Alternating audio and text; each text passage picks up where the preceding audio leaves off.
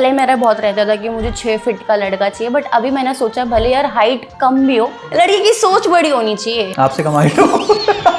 तो भूत वगैरह पे बिलीव करते हो आप? मेरे ना पूरे एक्ने आ रहे थे फेस पे, मैं बहुत अजीब हो गई थी, गुस्सा बहुत आता था। मैं ना एक कमरे में बंद हो गई थी। मैंने देखा जैसे मैंने अपनी अलमारी खोली, जब अपनी आंखों से देखा तो मेरा तो विश्वास। तो उन्होंने मेरे को ये बोला था, अगर बेटा यहाँ पे कोई भी बच्चा आ रहा है ना, तो हम ये देखते हैं कि वो क्या ऑफर कर पाएगा, बिकॉज सारे एक्टिंग सीख के आ रहे हैं, सारे लाइनों में खड़े हैं। मैंने उस लड़की से बोला कि मैं तुम दोनों के बीच में आई हूँ, मुझे जाना चाहिए। अगर मुझे पता होता कि ऑलरेडी तुम लोग साथ में हो तो मैं कभी आती ही नहीं। Hey guys, welcome to yet another episode of the Unfiltered Reality Podcast. मैं हूँ सनी कौशल और आज हमारे साथ मौजूद हैं आरोही Khurana. She was a contestant in Playground Season 3 and she's a very well-known Instagram influencer. मतलब तगड़ी बातचीत है आरोही की. So without further ado, let's dive into the podcast.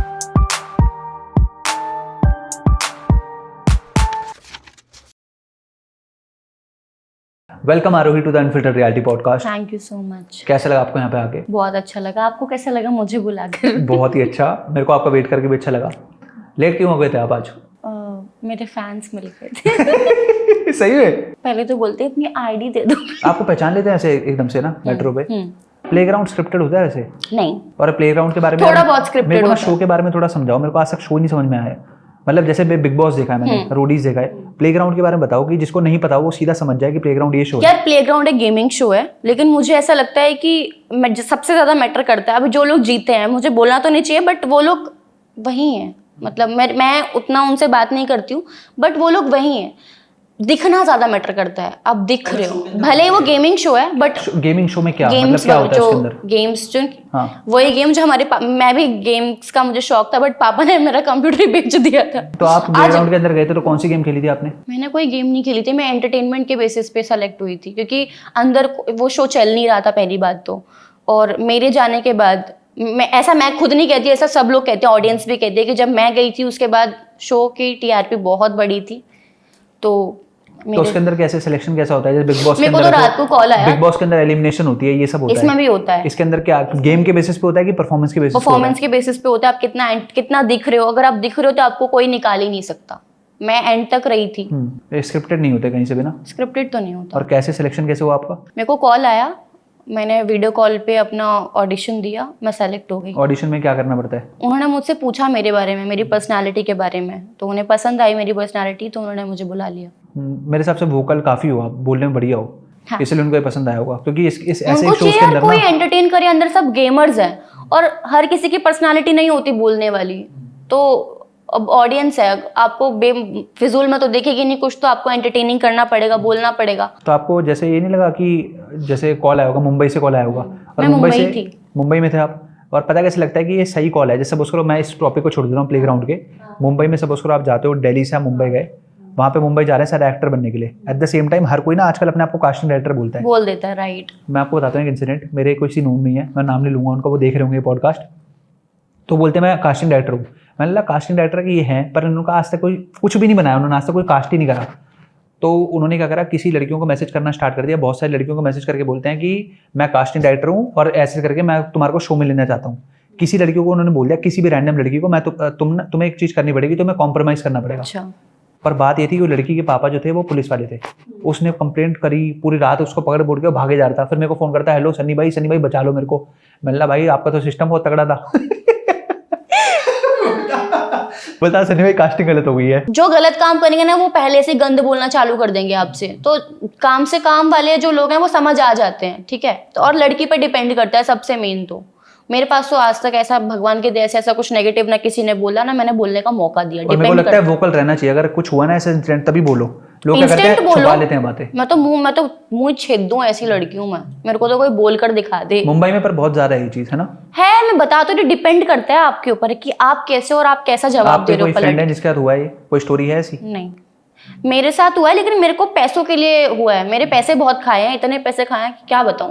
आप हमारे को पैसे दे दो, आपको पैसे दे दो काम मिल जाएगा. और ये बचपन में हुआ था मेरे साथ. अभी तो मैं बहुत समझदार हो गई हूँ, मुझे पता है मुझे मतलब आपकी मेहनत से ही आपको काम मिल सकता है, ऐसे ये सब से नहीं काम मिलता है. बचपन से मतलब स्टार्टिंग से ही करना चाह रहे थे? मेरा 13-14 ईयर्स की थी तब से मेरे को ये था कि मुझे एक्टिंग फील्ड में जाना है. बट आपके ना इतने ना मेरा उतना वो था. खुद ही मैंने मेहनत करके पहुंची हूँ यहाँ तक, जो भी मैंने थोड़ा बहुत.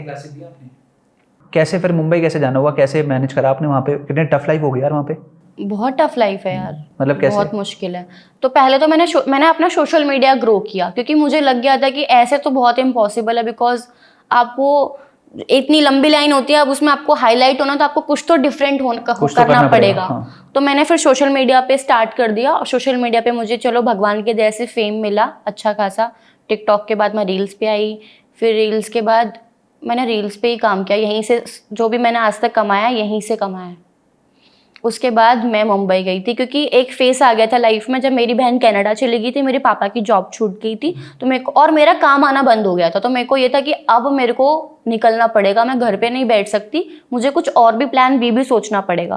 प्लान ए तो इन्फ्लुएंसिंग है ही, बट मुझे सेकंड एक्टिंग में भी जाना था, जो मेरा सपना है बचपन से। होमसिक महसूस हो रहा था वहाँ पे जाके? हाँ? जैसे घर वालों की याद आती थी आपको? बहुत, मैं डिप्रेशन में चली गई थी, बिकॉज मैं नहीं हूँ, मैं नहीं रह सकती अपने पेरेंट्स के बिना। मैं अपने दूर जाने के चक्कर में मैं कनाडा नहीं गई, क्योंकि मेरे को तो मम्मी पापा ने बोला था हम कनाडा भेज देंगे, बट मैं रह ही नहीं सकती अपने पेरेंट्स के बिना। तो फिर मैंने वो प्लान ड्रॉप कर दिया कि मुझे नहीं जाना, मैं यहीं रहूंगी। तो कनाडा जाके यार वही है, वहाँ पे डिफिकल्ट लाइफ है यार कनाडा के अंदर। मेरी बहन लड़कों के लिए तो है रहती ही है। यार, लड़कों को ट्रक चलाने पड़ते हैं जाके। हाँ, मेरी बहन कहती है तेरे को ट्रक वाले का रिश्ता है। अरे कनाडा में जाके यार वही करना पड़ेगा। मेरे को बोले थे ट्रक का इंतजाम कर लिया, पर नहीं गया फिर मैं। अच्छा, आपको भी भेज रहा था? पंजाबी तो सारे वही मिलेंगे। सारे जाते हैं यार पंजाब में। तो आपने लड़कों के बारे में बस ये बोला है कि लड़के लड़कियों को समझते नहीं है, ये तो बोला है? कुछ भी।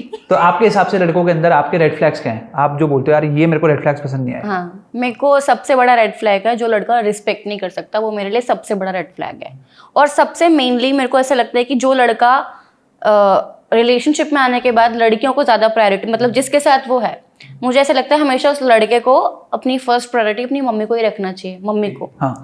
अगर माँ को तुम पूछते हो पहले, बीवी से पहले, तो आपको बरकत हमेशा रहेगी। मैं तो अपने पति को भी यही सिखाऊंगी कि मेरे से पहले वो अपनी माँ को ही रखे हमेशा। तो अगर आप हमेशा अपनी माँ को सबसे पहले रखते हो तो आपके घर में बरकत रहती है, चाहे अपनी कमाई का 10% ही क्यों ना हो, लेकिन आप इसलिए बोल रहे हो ताकि आप सब मम्मियों को इम्प्रेस कर दो? नहीं, ऐसा कुछ नहीं है, ये एक्चुअल रियलिटी है। ये एक्चुअल रियलिटी है। जो लड़के हमेशा अपनी मम्मी को सबसे ऊपर, लड़के क्या लड़कियां भी, मैं भी हमेशा सबसे ऊपर अपनी मम्मी को रखती हूँ, तो बरकत रहती है उस इंसान के घर में, कभी आपके हाथ से पैसा नहीं जाएगा। और रेड फ्लैग बताओ, ये तो एक हो गया। रेड फ्लैग यही मैंने बताया। मतलब आपको पसंद नहीं आती यार लड़के के अंदर ये चीज, उस टाइप से बताओ मेरे को। यही सबसे पहला तो जो इज्जत ना दे। दूसरा शो ऑफ करे। Show off, I just hate that kind of guy जो बहुत शो ऑफ करते हैं। जितनी आपकी चादर हो हमें उतना ही बोलना चाहिए, उससे ज्यादा नहीं बोलना चाहिए। मैं जितनी हूँ मैं उससे खुद को बहुत कम बताती हूँ, ये मेरा शुरू से रहा है। ये तीसरी चीज, जो लड़का, और क्या रेड फ्लैग? आरोही से ज्यादा सुंदर हो। आरोही से ज्यादा सुंदर हो। मेरे से ये भी एक रेड फ्लैग है। हाँ, मेरे से ज्यादा सुंदर होगा तो यार ऑब्वियस है, मेरा है वो इंसान, तो अच्छी बात है ना। और ये बात होगी रेड फ्लैग की।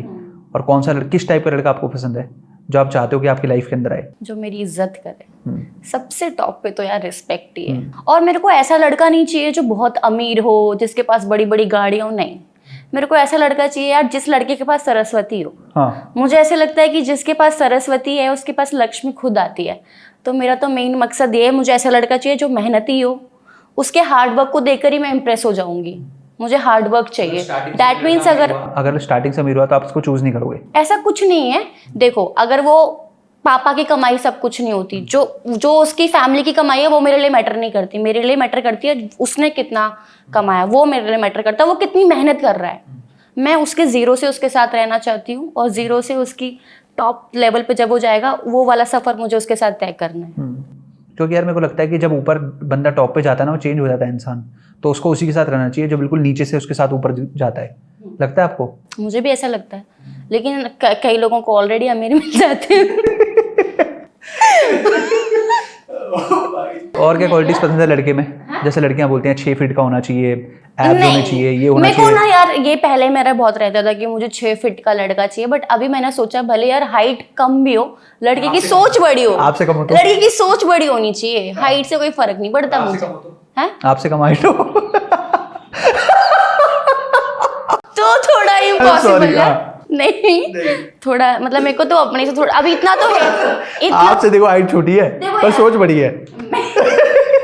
मैं ना देखो बहुत अनफिल्टर्ड हूँ, मेरे को सीधी सी बात है, इतना तो चाहिए कि मेरे से लंबा हो, बस इतना चाहिए। लड़कियों के फैसिनेशन होती है ना कि लड़का उनसे लंबा हो तो लड़कियां हील पहन पाएंगी, हाँ ऐसा होता है हाँ, ना? आपको भी यही है? हाँ मेरे को है, मेरे को चाहिए मैं लड़के के इक्वली दिखूं बराबर। और बोलती है कि एब्स होने चाहिए, एब्स ऐसा होना वैब्स चाहिए, का कोई वैसा होना लालच चाहिए। नहीं है मुझे।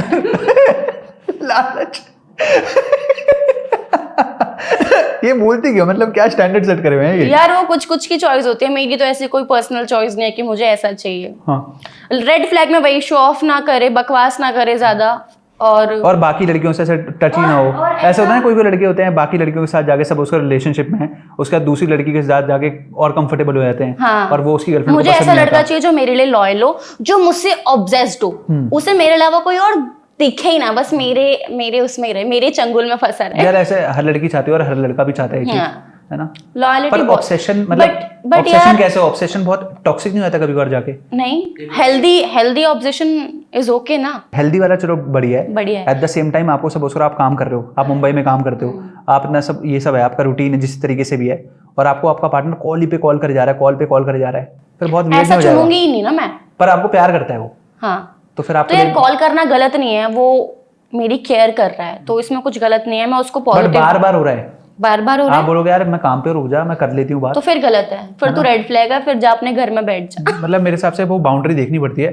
आजकल ना लोगों को समझना चाहिए यार कि दूसरे बंदे को स्पेस दो, स्पेस बहुत जरूरी होता है, जो लोग स्पेस देते बहुत नहीं हैं। इंपॉर्टेंट है, जो आपका है वो आपका ही रहेगा। मुझे नहीं पता लोग क्यों किसी को जबरदस्ती हासिल करना चाहते हैं। लाइक मैंने बहुत अपनी लाइफ में ऐसी लड़कियां देखी हैं कि कोई मतलब उनका ब्रेकअप हो चुका है, फिर भी उनको घुसना होता है उन दोनों के बीच में जो ऑलरेडी खुश है लाइफ में। क्यों करना है? आप किसी को जबरदस्ती हासिल नहीं कर सकते, वो लड़का ऑलरेडी मूव ऑन कर चुका है, तो अब आपको क्यों घुसना है जब ऑलरेडी सामने वाला खुश है। मैंने तो कभी हरकतें नहीं की, इफ मैं मूव ऑन कर चुकी हूँ मैं पलट के नहीं देखती, पीछे वाला चाहे जिस मर्जी के साथ रिलेशन में, मेरे को फर्क नहीं पड़ता। और मेरे को लगता है कि जिसको जाना है उसको जाना ही है, तो आप आप किसी को पकड़ के नहीं रख सकते यार, किसी से आप जबरदस्ती प्यार नहीं करवा सकते।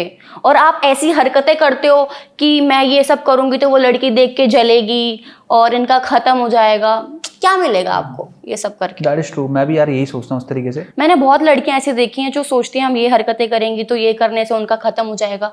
मतलब मैं तो ऐसी हूं ही नहीं कि मैं किसी का घर तोड़ के अपना घर बसाऊं, मेरे अंदर याद मेरी माँ ने संस्कार ही नहीं दिए मुझे ऐसे।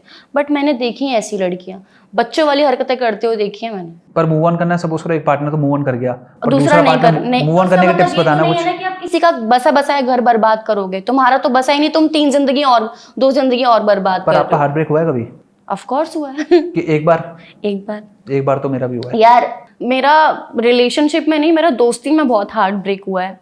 मेरे को दोस्ती कभी में क्या करते हो, ज्यादा एक्सपेक्ट कर लेते हो लोगों से? यार मैं ना बहुत ज़्यादा अटैच हो जाती हूँ और लोग मेरे को छोड़ देते हैं, और मुझे ऐसा फील होता है कि मैं अगर इस इंसान के बिना नहीं रह पाऊंगी तो वो मेरे बिना कैसे रह पाएगा। लेकिन ऐसा नहीं होता, वो लोग अच्छी लाइफ जी रहे होते हैं मेरे बिना। Life goes on. हाँ। मेरे हिसाब से वाली चीज़ होती है कभी कभार ना, हम दोस्त से सीधा नॉर्मल चीज़ ये रखते हैं कि यार सीधे सीधे चले, सीधी सीधी बात करें, बट वो सीधी सीधी बात भी नहीं करते। कभी कभार आपको क्या चाहिए होता है कि सपोज करो आपने कुछ गलती कर दी, सामने वाले ने गलती कर दी, आप बस ये चाहते हो कि आप दोनों साथ में बैठो और अच्छे से एक बात करो, डिस्कस करो, मैटर सॉल्व करो, बट वो चीज़ हो नहीं पा रही होती। यही चीज़ होती है कि आपके साथ दोस्तों में या डिच करते हैं, बिचिंग करते हैं, क्या करते हैं दोस्त?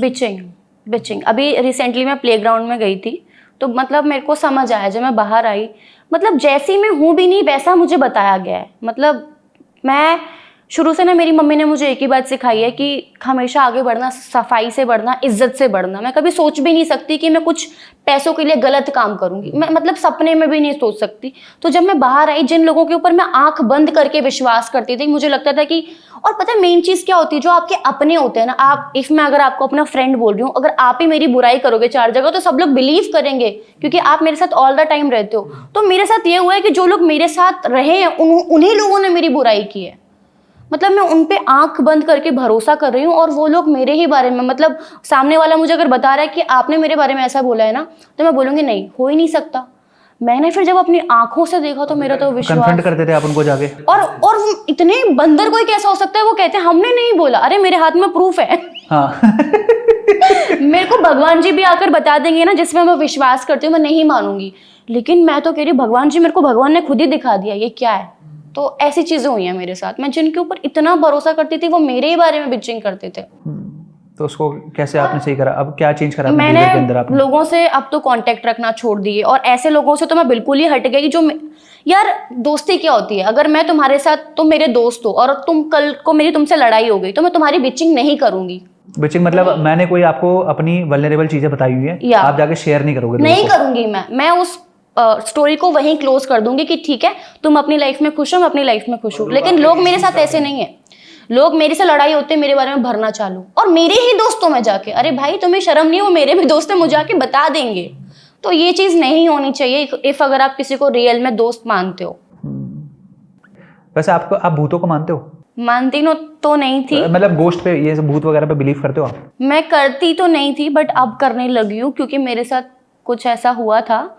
शो के बाद जब मैं आई थी तो मैं बहुत डिप्रेस्ड हो गई थी। एक तो इतने सारे लोगों के चेहरे एक ही साथ सामने एक एक करके आते तो इतना बुरा नहीं लगता, एक ही बार में सब लोगों ने ऐसे किया।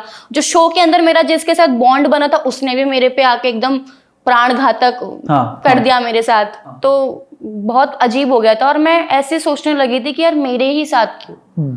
तो मैं मतलब ना हुआ क्या था? हाँ हुआ क्या था? जब मैं जिस घर में मैं रहती थी वहां पे ना एक आरोही पुराण चलता था। आरोही पुराण, ठीक है। तो मतलब ऑल द टाइम मेरी गॉसिप्स, और मेरे ना कुछ, मैं नाम नहीं लूंगी, मेरा एक फ्रेंड है वो भी आया था। और भूत का इंसिडेंट कहाँ से स्टार्ट हुआ यहाँ पे? मेरे बर्थडे के बाद मैं ना मेरे ना पूरे एक्ने आ रहे थे फेस पे, बहुत ज़्यादा डलनेस, मैं बहुत अजीब हो गई थी, मेरे को कोई गुस्सा बहुत आता था। मैं ना एक कमरे में बंद हो गई थी, मेरा शेड्यूल इतना ख़राब हो गया था, मैं पूरी रात भर जागती थी और दिन में सोती थी, खाने का कोई होश नहीं। और ना मैं मम्मी से रोकर बस इतना बोलती थी कि मम्मी मुझे ना कुछ अच्छा नहीं लग रहा, मेरे को बचा लो, मेरे को नहीं, मतलब मम्मी कहती थी तू आ जा, मैं जाती भी नहीं थी क्योंकि मेरी हिम्मत ही नहीं होती थी। और फिर ना मेरा इंटरव्यू था, मेरा इंटरव्यू में शक्ल देखना मतलब देख के ही समझ में आ रहा है कि बहुत परेशान है इंसान। तो मैंने देखा, जैसे मैंने अपनी अलमारी खोली ना, उसमें एक ताबीज पड़ा था ग्रीन कलर का। ठीक है, ठीक है, ये सच बात है। एंड मेरे पास प्रूफ भी है, मेरे पास फोटो है उस ताबीज की। तो मैंने वो, मेरी फ्रेंड ने, मेरी रूममेट ने वो ताबीज काटा और टेबल पे रख दिया। मैं उस दिन मैं अपनी फ्रेंड के यहाँ चली गई क्योंकि मैं ना बहुत ज़्यादा डिस्टर्ब हो गई थी। मेरे को मैं एक्टिव नहीं हूँ, बहुत महीनों से मैं एक्टिव नहीं हूँ, मेरे को समझ ही नहीं आ रहा था मेरे साथ हो क्या रहा है। मम्मी के आगे बोलती थी कि मम्मी मुझे कुछ अच्छा नहीं लग रहा, आप लोग मुझे समझ क्यों नहीं रहे हो कि मैं किस सिचुएशन में हूँ। तो मम्मी बोलती थी हुआ क्या है, मुझे पता ही नहीं हुआ क्या है। तो ये सब हो रहा था मेरे साथ। तो ताबीज के बाद क्या करा फिर? ताबीज देखा आपने? मैंने अगले दिन फिर से मैंने टेबल पर रख के चली गई, और जब मैं नेक्स्ट डे आई वो ताबीज वहां से गायब। तो क्योंकि जहां तक मैंने सबसे पूछा तो सबने ये बोला कि उसको या तो कहीं बहा दो या कहीं रख दो, मेरे को रखने का ही मौका नहीं मिला, वो वहीं का वहीं। अब मैंने वो फ्लैट खाली कर दिया है, एंड जब उन टॉक्सिक लोगों के बीच में मैं बिल्कुल फंस गई थी, फिर मेरी लाइफ में कुछ अच्छे लोग आए जिनकी वजह से अभी मैं अगर बैठी हूँ तो वो उसी की वजह से है। झाड़ा वगैरह लगवाया आपने? हाँ, नज़र वगैरह उतरवाई थी, बट अभी मैं बालाजी जाऊंगी। मैं दिल्ली स्पेशल इसलिए आई हूँ कि मैं बालाजी होकर आऊँ एक बार, क्योंकि मैं अभी तो काफ़ी हद तक मैं ठीक हो गई हूँ, बट वो टाइम पीरियड बहुत ही बुरा था। मैं डरने लगी थी। यार भूतों के मैंने सुना है अगर आप पे जादू रखा होता ना, तो जैसे आप चलते हो ना, जीने पे चलते हो, सपोज कर आप ऊपर जाओगे तो आपको पीछे से आवाज आएगी आरोही। ऐसा तो कुछ नहीं हुआ, बट एक चीज होती थी कि जैसे ही मैं कुछ काम करने जा रही होती थी मेरा काम नहीं हो पाता था, कुछ ना कुछ कलेश हो ही जाएंगे, मेरे सर में दर्द हो जाए। लगता है आपको नजर लग गई थी, पता नहीं क्या हुआ था, मेरा सर भारी हो जाता था, बट मैं एक्टिव ही नहीं थी। आप मेरी प्रोफाइल खोल के देखोगे मैं एक्टिव नहीं हूँ, अभी भी मैं कुछ भी अपलोड कर रही हूँ, मेरा मन ही नहीं लगता काम में। मैं बहुत ऐसा लगता है कि जो वो आरोही थी जिसे सब लोग पसंद करते थे वो कहीं ना कहीं खो गई है। तो मुझे ऐसी वाली वाइब आती है अभी खुद से, बट कोशिश कर रही हूँ, इम्प्रूव कर रही हूँ खुद को। भगवान को मानते हो आप? बहुत मानती हूँ। कौन से भगवान को? महादेव को सबसे ज्यादा। और केदारनाथ जाना चाहिए आपको? केदारनाथ जाऊंगी, अपने हस्बैंड के साथ जाऊंगी, दैट्स माय ड्रीम। उससे पहले क्यों नहीं जाओगे?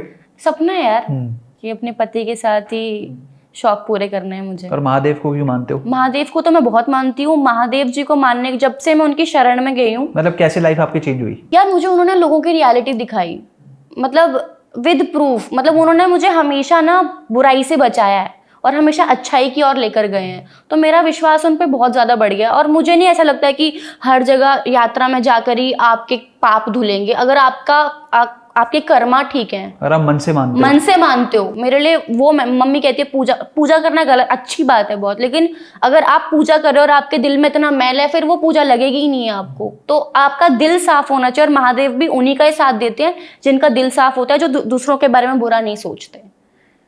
आप पूजा पाठ कर रहे हो और आपके दिल में कचरा भरा हुआ, दूसरों के लिए जेलस भरी हुई है, फिर आप हर हर महादेव लिख के स्टोरियां लगा रहे हो, तो फिर कहाँ लगेगी वो, क्या नहीं पूजा नहीं लगेगी आपकी। तो महादेव ने मेरा बहुत साथ दिया, उन्होंने मुझे लोगों की सच्चाई दिखाई है, हमेशा मैं उन्हीं के दिखाए रास्ते पर चलती हूँ, और वो भी विद प्रूफ। मेरे साथ कोई गलत कर ही नहीं सकता, सोच भी नहीं सकता मेरे साथ गलत करने उसका का। कोई नहीं होता, उसका भगवान होता है। उसका भगवान होता है, और मेरे महादेव हैं, और वो हमेशा मेरा साथ देते हैं। तो मेरे को ना आपसे एक बात पूछनी है, बहुत इंपॉर्टेंट। हाँ पूछो। जो हमारे कैमरे वाले भाई है ना, इनको ना एक गोल्ड डिगर मिली थी। सच में मिली थी? हाँ, बता दो। ये बोल रहा था आरोही जब आएगी स्पेशली मेरी तरफ से क्वेश्चन पूछना कि गोल्ड डिगर के बारे में आरोही क्या बोलती है, क्योंकि आरोही ना सब एक्सपोज कर देती है। गोल्ड डिगर जो लड़कियां होती हैं, हाँ, गोल्ड डिगर होती क्या है? हाँ, गोल्ड डिगर होती जो क्या है? लड़कों को लूट लेती हैं। हाँ, लेकिन उनको अगर रखी, चाहे वो लड़का हो चाहे लड़की, अगर आपका हाथ साफ नहीं है, अगर आप किसी को लूटने के बेसिस पे किसी के साथ आए हो, तो फिर अपने इंतजार करो भाई थप्पड़ पड़ने का। कर्मा। जब चांटा पड़ेगा ऊपर वाले का, तो ऐसा पड़ेगा कि भागते हो जाओगे तुम। आप मानते हो कर्मा पे? मानते हो? ऑफ कोर्स मानती हूँ। तो इसीलिए अगर कोई मेरा इस्तेमाल भी कर रहा है ना, तो मुझे फर्क नहीं पड़ता। मैं तो 1 की जगह 2 रुपए खर्च कर देती हूँ, ऐसे इंसान हूँ। और कभी कभार पता भी लग रहा होता है कि बंदा ऐसा कर रहा है, पता होता है, फिर भी हम करते हैं ना उसके लिए। और क्यों करती हूँ? क्योंकि मुझे पता है, मैं अच्छे, क्या कहते हैं उसको, अच्छी नीयत से। हाँ, अच्छी नीयत। अच्छा, मैं अच्छी इंटेंशन से किसी के लिए खर्च कर रही हूँ, लेकिन सामने वाला मुझे गलत इंटेंशन से मेरा पैसा ले रहा है, तो कोई बात नहीं, ऊपर वाला देख रहा है। देखो, वो कहीं ना कहीं उसका निकल ही जाएगा। तो मेरे 10 खा रहा है, तेरे 20 निकलेंगे कहीं ना कहीं। तो मैं नहीं डरती, मैं सबका सोचती हूँ कि करके चलो। और ऐसी लड़कियां एक्चुअल में होती हूँ मैं, आप बिलीव नहीं करोगे। आपने देखे गोल्ड डिगर अभी तक? देखी नहीं है, बट मैंने जो आसपास, सब लड़कियां ऐसी नहीं होती, पहले ही क्लियर आउट कर बिल्कुल नहीं दूं। होती, सब नहीं होती, अच्छी भी बहुत लड़कियां हैं, लेकिन कुछ लड़कियां मैंने ऐसी देखी है ना, वो मुझे क्या सिखाती हैं, क्यों रिलेशन में क्या है, क्या देख लिया इस लड़के में, पैसे नहीं है, मतलब अपना ना फ्यूचर बैकअप बना के रखो। क्यों? तुम खुद अपने आप को इतना स्टैंड कर लो भाई, तुम्हें क्यों मतलब एक को डेट बैकअप करो चाहिए? फिर पीछे बैकअप बनाते रहो। हाँ, मतलब एक थी, नाम नहीं लूंगी उसका, तो वो कहती है पहले कि मैंने ना, मैं अलग रिलेशन में थी, बट मैंने मैरिज अरेंज की। मैंने बोला क्यों? कह रही वो कमाता नहीं था कुछ, और तू भी ये गलती मत करना, लड़का ऐसे ढूंढना जो हो पैसे वाला, क्योंकि आगे पैसा ही काम आएगा, प्यार व्यार सिर्फ 2-3 दिन के ही चस्के हैं। तो मतलब मैं शॉक्ड हो गई कि मतलब कोई ऐसा कैसे बोल सकता है। बेचारा कोई लड़का तुम्हारे साथ रिलेशन में आया, कितने सपनों के साथ आया होगा कि शादी करूंगा, या फिर, और तुम एट द एंड आके उसको डिच नहीं करना चाहिए। बिल्कुल भी नहीं करना चाहिए मेरे ख्याल से। तो नहीं, आप उसका सहारा बनो ना, 0 से लेके उसको लेकर जाओ तरक्की तक, वो वाला सफर तय करो। यार आपने कभी वो लड़कियां देखी हैं जो खुद 10 लड़कों को डिच करती हैं और ज्ञान भी देती हैं? हाँ, बहुत है। एक मेरे को भी, मतलब एक लड़की मेरे को समझा रही है, खुद तो अपने बंदे के लिए लॉयल नहीं है, और तुम मुझे आके ज्ञान दे रही है।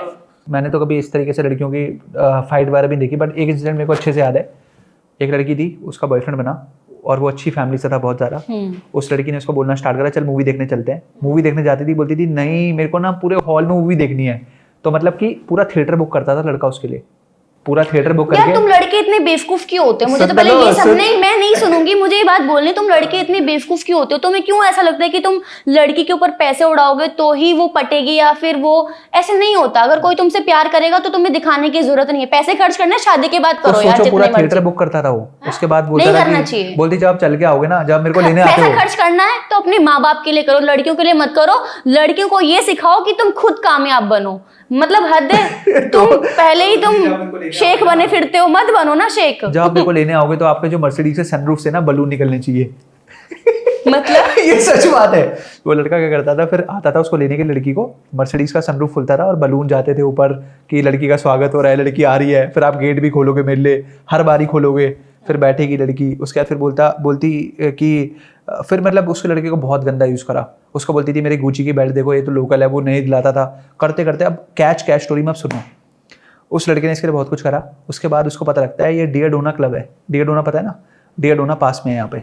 उस क्लब में वो लड़की किसी और अपने बॉयफ्रेंड के साथ घूम रही है, और उसका मेन बॉयफ्रेंड भी है। इसको पता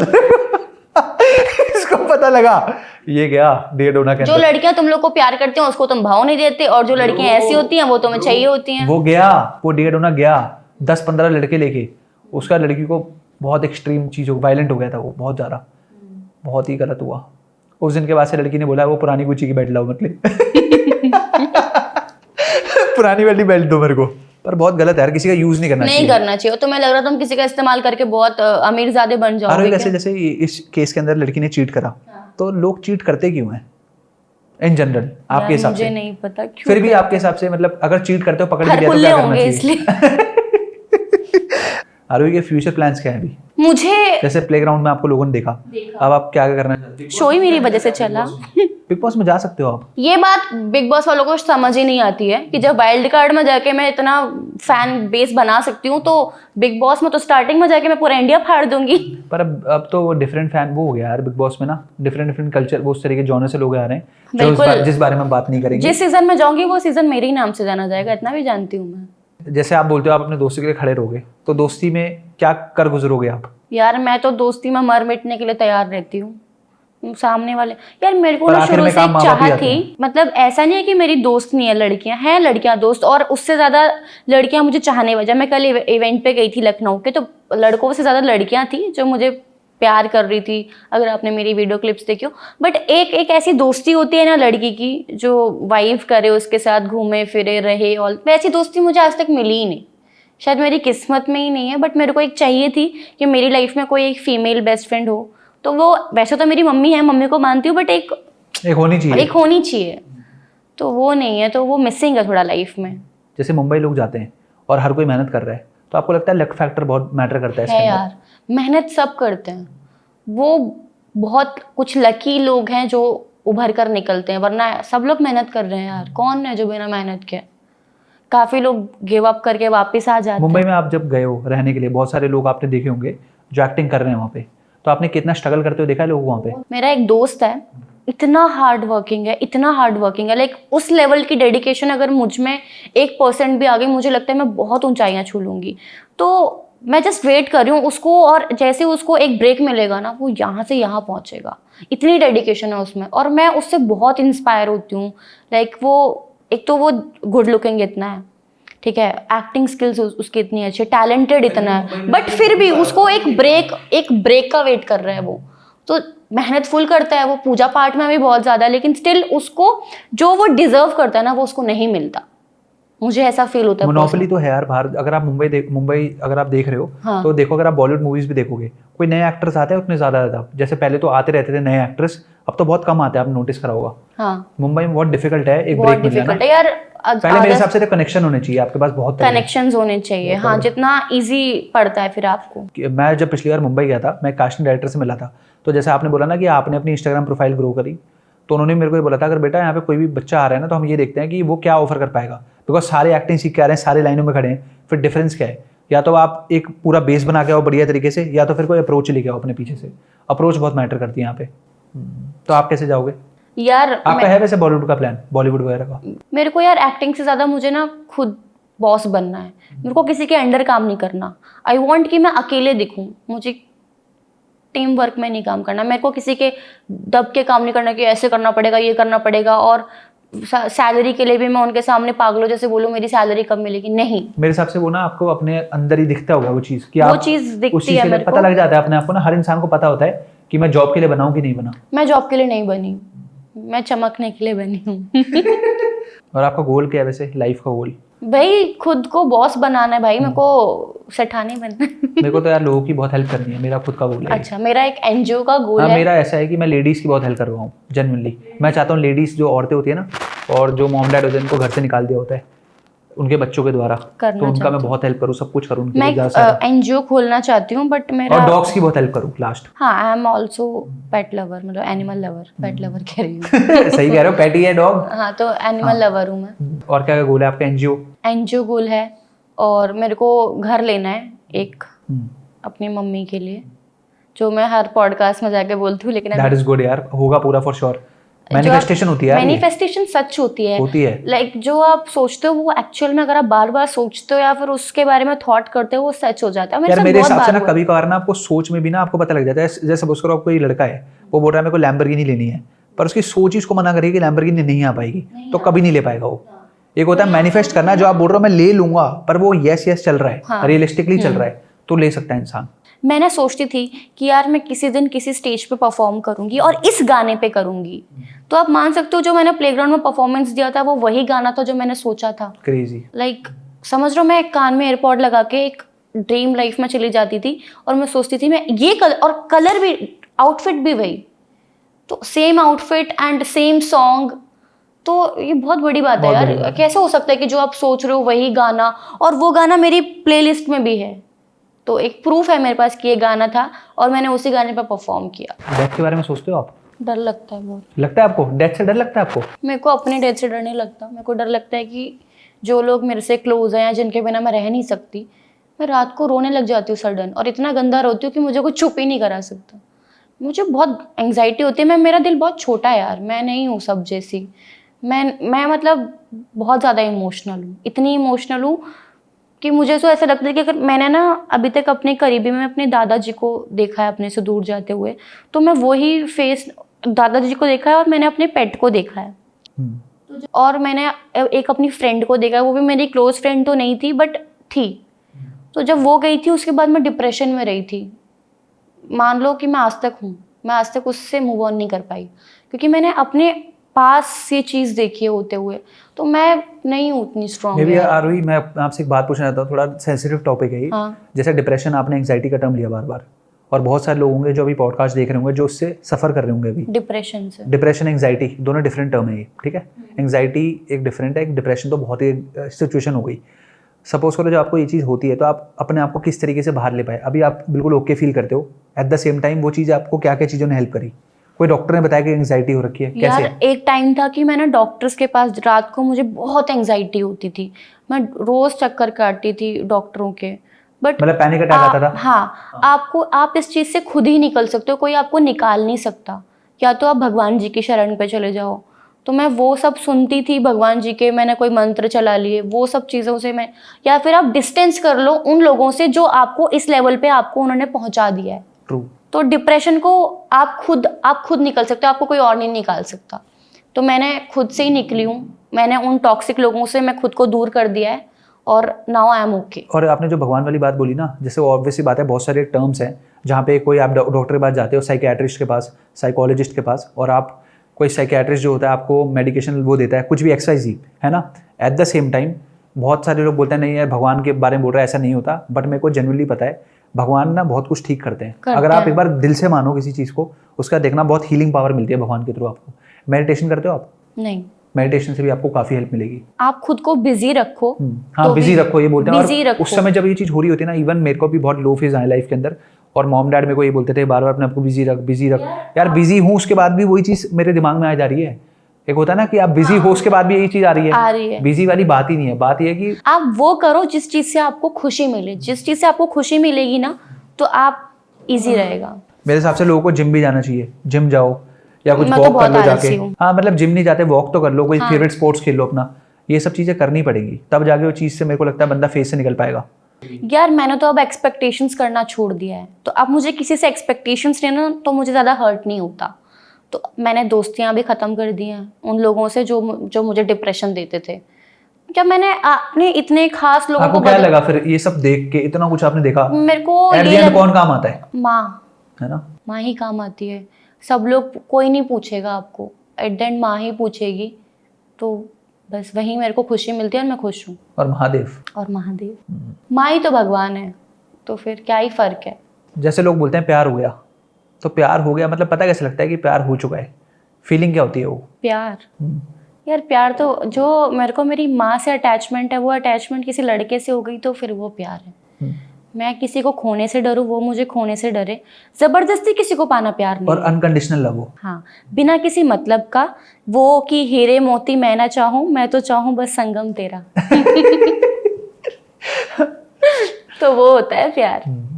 डिफरेंट फीलिंग। हाँ, जब प्यार होता है ना तो हीरे मोती कोई मैटर नहीं करते। आपको हुआ है कभी? ऑफ कोर्स हुआ है। और उसके बाद जब वो प्यार गया तो क्या हुआ? हाँ, जब प्यार गया तो दिल टूट गया, टोटे। बट आपने क्या चीज़ सबसे ज़्यादा आपको हेल्प कर रही थी उस समय मूव ऑन करने में?